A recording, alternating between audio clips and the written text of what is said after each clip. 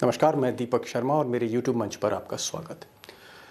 दोस्तों, कुछ दिन पहले चीन ने हमारी सरहद पर हमले की एक बहुत बड़ी साजिश रची थी और वाकई वारदात बहुत बड़ी थी, लेकिन गोदी मीडिया ने बड़े सलीके से कुछ दिन तक इतनी बड़ी घटना को हमसे छुपाए रखा। लेकिन बाद में जब खबर लीक हुई, सामने आई, तो पूरी पार्लियामेंट में हंगामा मच गया। विपक्ष ने सरकार को घेरा और मोदी जी की किरकिरी होने लगी। और आप कह सकते हैं कि धीरे धीरे जब मोदी सरकार एक्सपोज होने लगी, उसकी निंदा होने लगी, अपमान होने लगा 56 इंच के सीने का, दोस्तों तभी यह तस्वीर सामने लाई गई। अब दोस्तों, ये जो तस्वीर है, ये शाहरुख खान की फिल्म जो पठान है, अगले महीने रिलीज़ हो रही है, उसका एक आइटम नंबर है। और उस आइटम नंबर का ये एक शॉट है जहां दीपिका पादुकोण ने नारंगी रंग की एक बिकनी पहनी है, या यूं कह सकते हैं केसरिया रंग की एक बिकनी पहनी। अब मोदी सरकार और गोदी मीडिया की जो साठगांठ है, उसका कमाल देखिए कि चीन से जो हमला हुआ था, चीन की जो गहरी साजिश थी, वो टीवी स्क्रीन से हटा दी गई, अखबार की सुर्खियों से उसको हटा दिया गया। इतनी बड़ी साजिश, इतनी बड़ी खबर को, और ये दीपिका जी की जो बिकनी है, ये खबर बना दी गई। पूरे चैनल में, पूरे अखबारों पर, पूरे देश भर में इस पर बहस हो रही है। और क्या केंद्रीय मंत्री, क्या मध्य प्रदेश के कैबिनेट मिनिस्टर, क्या साधु संत समाज, क्या मोदी जी की टीम, सब के सब हंगामा खड़ा कर रहे हैं। और कुछ उसमें ऐसे हैं जो सिनेमा हॉल फूंकने की भी बात कर रहे हैं। वेशभूषा बेहद आपत्तिजनक है। दीपिका पादुकोण जी टुकड़े टुकड़े गैंग की समर्थक रही है, जेएनयू वाले उसमें। देखिए, शाहरुख खान जी सिगरेट पीते हैं और सिगरेट का नशा खुलेआम करते हैं। उनकी फिल्मों का बहिष्कार करना चाहिए। जहाँ भी जिस थिएटर में लगे उसको फूंक दो। कि लोगों की आस्था को ठेस पहुंचती है, तो वो चीज स्क्रीन पे नहीं आनी चाहिए। जितने भी पॉजिटिव लोग हैं, सब के सब जिंदा हैं। अब दोस्तों, इससे पहले कि हम असली खबर पे आएं, मैं चाहता हूं कि आज बीजेपी के या मोदी गवर्नमेंट के उस इकोसिस्टम से, उस स्ट्रैटेजी से पर्दा उठा दूं जहां पर मीडिया और प्राइम मिनिस्टर ऑफिस या मोदी सरकार और गोदी मीडिया मिलकर देश के बड़े बड़े मुद्दे चंद घंटों में दफन कर देते हैं और लोगों के सामने हल्के फुल्के मुद्दों को एक बड़ी खबर बना देते हैं। और देश की जनता का सारा ध्यान उन हल्के मुद्दों की तरफ चला जाता है चंद घंटों में। और मैं चाहता हूं कि उस सिस्टम को मैं आज पूरी तरह खोल कर रख दूं, दूध का दूध, पानी का पानी कर दूं। मैं चाहूंगा कि आप पहले ये तस्वीर देखिए, इस तस्वीर को देखिए, फिर खबर पर। अब ये जो साहब हैं, ये इनका नाम है नरोत्तम मिश्रा। ये मध्य प्रदेश के बहुत ताकतवर कैबिनेट मिनिस्टर हैं। अमित शाह साहब के बहुत खास व्यक्ति हैं। आप यूं कह लीजिए कि आंख और कान हैं अमित शाह की। और मैं इनकी तस्वीर इसलिए दिखा रहा हूं नरोत्तम मिश्रा की, क्योंकि जिस वक्त पार्लियामेंट में या पार्लियामेंट के बाहर सरकार की घेराबंदी हो रही थी, मोदी जी की किरकिरी हो रही थी चीन की साजिश को लेकर, उसी वक्त ध्यान बांटने में जो पहला खेल खेला, वो नरोत्तम मिश्रा साहब ने खेला। गाने में प्रयुक्त की गई वेशभूषा प्रथम दृष्टया बेहद आपत्तिजनक है। साफ दिख रहा है कि दूषित मानसिकता के कारण ये फिल्माया गया गाना है। इसके दृश्यों को ठीक करें, वेशभूषा को ठीक करें, अन्यथा मध्य प्रदेश में इस फिल्म को अनुमति दी जाए या न दी जाए, ये विचारणीय प्रश्न हो। अब नरोत्तम मिश्रा जी ने जहां माहौल बनाया, वहीं फिर एक और शख्सियत आ गई। जी हाँ, साध्वी प्रज्ञा। और साध्वी प्रज्ञा में जैसे आग में घी डाल दिया। यानी कुल मिलाकर जो बीजेपी का जो इकोसिस्टम है, प्रपंच करने का, प्रोपेगेंडा करने का, मुद्दे बदलने का, उसका दूसरा ओवर साध्वी प्रज्ञा ने फेंका। और उस फिल्म में जिस प्रकार से भगवा का अपमान किया, मैं हिंदुओं से आह्वान करती हूँ उसकी कोई फिल्म ना देखे। जरा भी अगर आपको अपनी अपने रक्त पर, हिंदू है अगर तो अपने रक्त पर स्वाभिमान है, अगर सच्चा खून है हिंदू का तो कभी भी आप इस फिल्म को नहीं देखेंगे और कभी भी इस फिल्म को चलने नहीं देंगे। अब दोस्तों, चीन की जो साजिश थी वाकई वो इतनी बड़ी थी कि पार्लियामेंट में लगातार विपक्ष मांग उठा रही थी, दुनिया में इसकी चर्चा हो रही थी। इसलिए नरोत्तम मिश्रा और साध्वी प्रज्ञा, उन्होंने जो आग भड़काने की कोशिश करी उसका असर थोड़ा कम रह गया। इसलिए हवन में आहुति डालने के लिए संत समाज की जरूरत पड़ गई कि मामला थोड़ा तेजी से उसका प्रचार प्रसार और मुद्दा थोड़ा और गरमाए, तो संत समाज भी आ गया इस इकोसिस्टम में। दीपिका को क्या जरूरत था भगवा वस्त्र उस प्रकार से विक्री के रूप में पहनकर और नंगा प्रदर्शन करना, या आस्था से ठेस पहुंचाना हो गया और कुछ नहीं।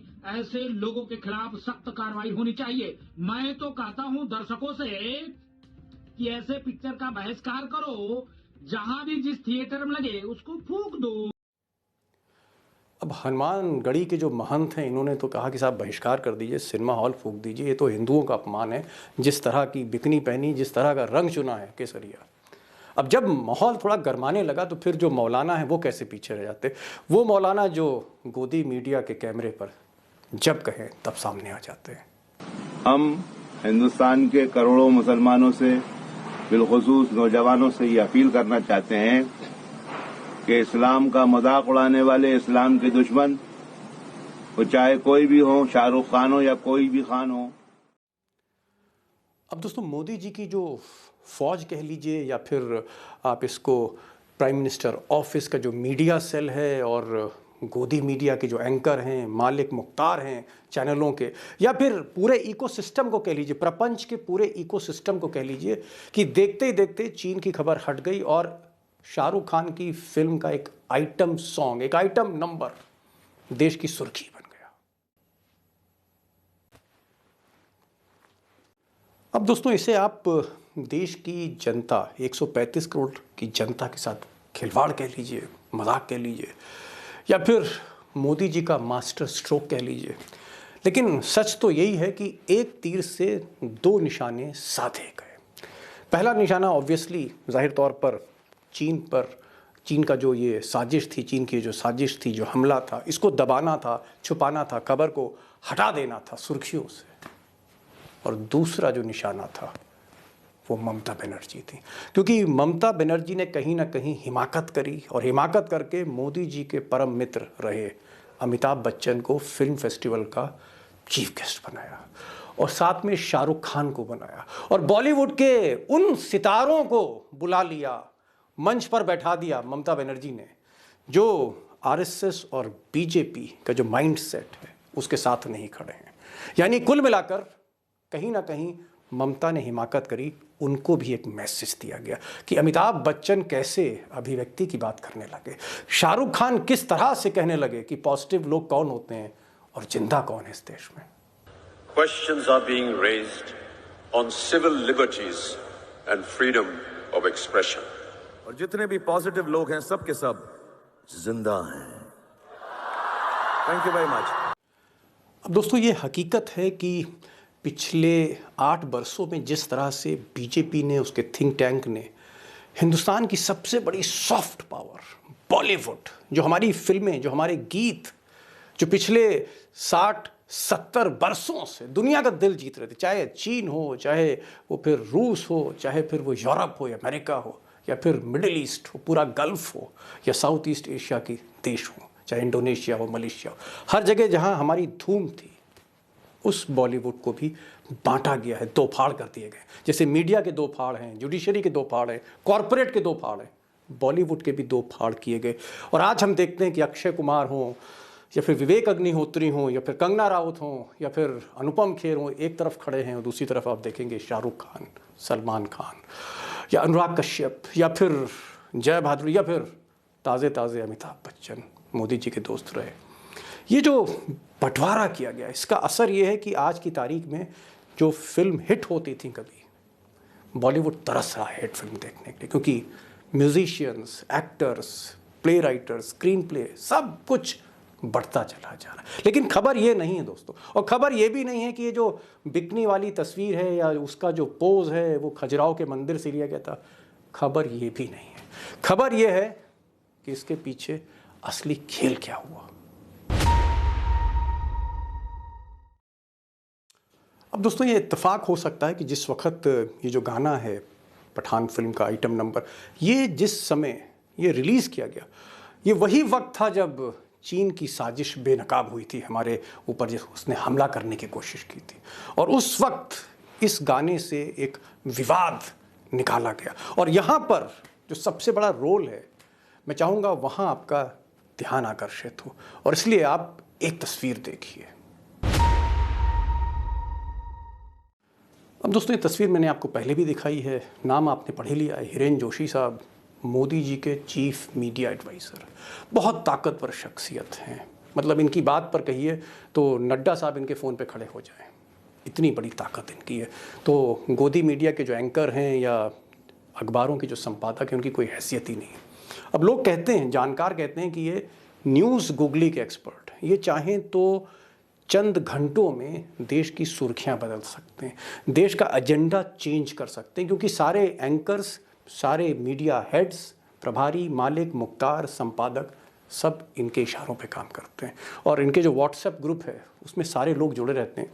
अब ऐसा कहा जाता है, मेरे पास साक्ष्य नहीं है, लेकिन सुनने में ऐसा आता है, जो मेरे मीडिया के साथी हैं दिल्ली में काम कर रहे हैं, कि जिस वक्त चीन का मुद्दा एकदम तेज़ी से छा गया और यहाँ तक कि 4 दिन सरकार को लग गए सदन में खबर बताने के लिए, उस वक्त जब मीडिया को पता लगा, चैनल पे खबर चलने लगी और विपक्ष मोदी जी से बहस करने के लिए अड़ा रहा, बॉयकॉट होने लगा पार्लियामेंट में दोनों सदनों का, उस वक्त दीपिका पादुकोण की बिकनी मिल गई। और जहां ध्यान उधर गया तो आपको पता ही है कि किस तरह फिर मंत्री से लेकर विधायक, सांसद सब लग गए और उन्होंने कुछ ही घंटों में देश का एजेंडा बदल दिया। लेकिन यहाँ पर जो सबसे बड़ी बात यह है कि हिरेन जोशी साहब ये भी तय कर लेते हैं कि अगर कोई विपक्ष का प्रेस कॉन्फ्रेंस करेगा, बड़ा नेता, चाहे राहुल गांधी क्यों ना हो, आप चीन पे सवाल नहीं पूछ सकते। और ये बात मैं नहीं कह रहा हूँ, आप राहुल गांधी को सुनिए कि प्रेस कॉन्फ्रेंस में खबर तो खबर, सुर्खी तो सुर्खी, बुलेटिन तो बुलेटिन, विपक्ष के नेता से चीन पर सवाल करने पर भी मनाही होती है। That the press will not ask me a question on China. I said मैं आपसे शर्त लगा लेता हूं कि प्रेस वाले आज सब सवाल पूछेंगे, आगे पीछे दाएं बाएं, यात्रा, सचिन पायलट, अशोक गहलोत, सब पूछेंगे, मगर चाइना के बारे में एक सवाल नहीं पूछा जाएगा। जिन्होंने 2000 स्क्वायर किलोमीटर हिंदुस्तान का उठा लिया, जिन्होंने हिंदुस्तान के 20 जवानों को शहीद किया, जो हमारे जवानों को अरुणाचल प्रदेश में पीट रहे हैं, मैंने कहा हिंदुस्तान की प्रेस मुझसे इनके बारे में एक सवाल नहीं पूछेगी। सच था। और दोस्तों, जिस देश में हमारे राष्ट्रपिता गांधी जी ने अखबार की शुरुआत करी हो, मीडिया की शुरुआत की हो, अलख जलाया हो और नेहरू जी ने उसको आगे बढ़ाया हो, उस मुल्क में आज मीडिया जो है, या दुनिया के सबसे बड़े लोकतंत्र में जो मीडिया ताकत रही इतने दशकों तक, आज वो मीडिया या सच का आईना आप कह सकते हैं टूट टूट कर बिखर चुका है। और आज आप हाल देख रहे हैं कि किस तरह से देश के 2 सबसे अमीर लोग, सबसे रईस व्यक्ति, अंबानी साहब, अडानी साहब, पूरे देश की 80 से 85% मीडिया अपने हाथ में ले रहे हैं, जिनका मोदी के साथ एक तरह की साझेदारी है।